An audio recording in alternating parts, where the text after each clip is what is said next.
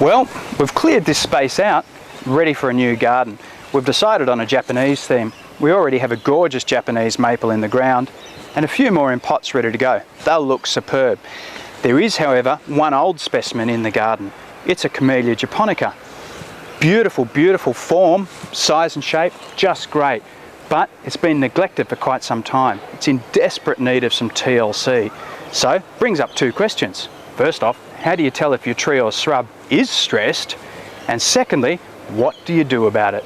Well, let's have a look at both. Look for a sparse canopy with twiggy dieback, lackluster leaves and horrible dry soil underneath.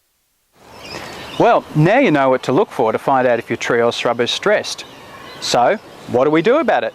It's actually pretty simple. It's a two-pronged approach. First, we'll tidy the Camellia up itself. We'll give it a nice haircut all over and we'll get rid of some of that dead wood. Then we'll attack the soil. We're going to really beef it up, and by beef it up, I mean beef it up. So come on, let's get cracking and see what we can do to this Camellia. First, it's a haircut all over with the pruning shears. I'm only taking around 30 centimetres off all over, but with an old bush like this, you could reduce it by as much as half if you needed to. Then it's time to get up to the top spots. The easy way to do it is to use something like this fantastic pruning one from Fiskars. It's so much safer than balancing on top of a ladder and risking life and limb to get to that last little bit up the top. Finally, there'll be some thicker wood and some stragglers that you missed. Use your secateurs to tidy things up.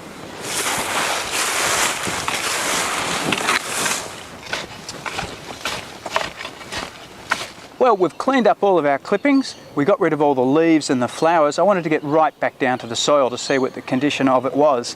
Then I forked it over. Now you'll notice I didn't go too hard. I don't want to destroy any roots, I just wanted to open the soil up and let it breathe a bit more. Now it's time to feed it. We want something that's going to feed for a long time and feed when the plant needs it the most. The one I'm using is Osmocote, one that's balanced for acid-loving plants such as camellias, azaleas, gardenias. Spread it around based on the recommended rates. Well, we've fertilised, but now it's time to add some organic matter, because fertiliser is going to feed the plants. It's the organic matter that's going to feed the soil, and that's what's really important for the long-term health of our Camellia. So I'm going to make up a special concoction. It's a mix of an organic soil activator and cow manure. I'll blend that through, spread it over the surface like a mulch, gently rake it in, and then put a proper mulch on top of that.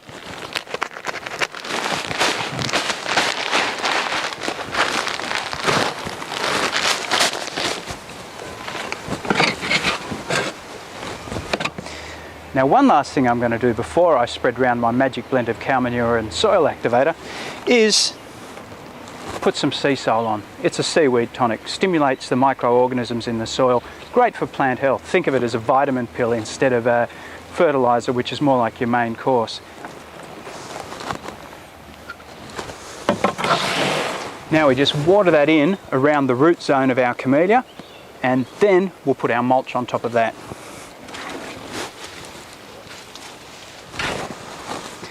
Okay, ready to put our compost and soil activator on.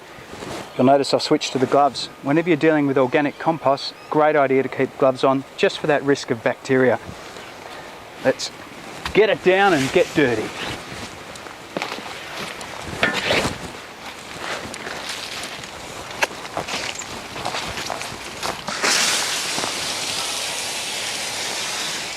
Right, well, time for the mulch. I've decided to use lucerne. Now you might say to yourself, hang on, that's the stuff you use on roses. You'd be spot on, it's great for roses and veggies. Two reasons you use it on roses and veggies: it adds lots of organic matter to the soil because it breaks down very quickly. It also adds a lot of nitrogen to the soil, which contributes to really good strong leaf development. So it's perfect for this situation where we're trying to establish a lot of new foliage reasonably quickly, and we're trying to get some life back into the soil.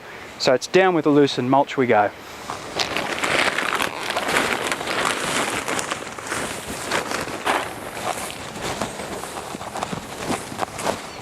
Another quick water, and we're done. Tidied up, trimmed, fed, mulched and watered. Let's come back next spring and see how well it worked.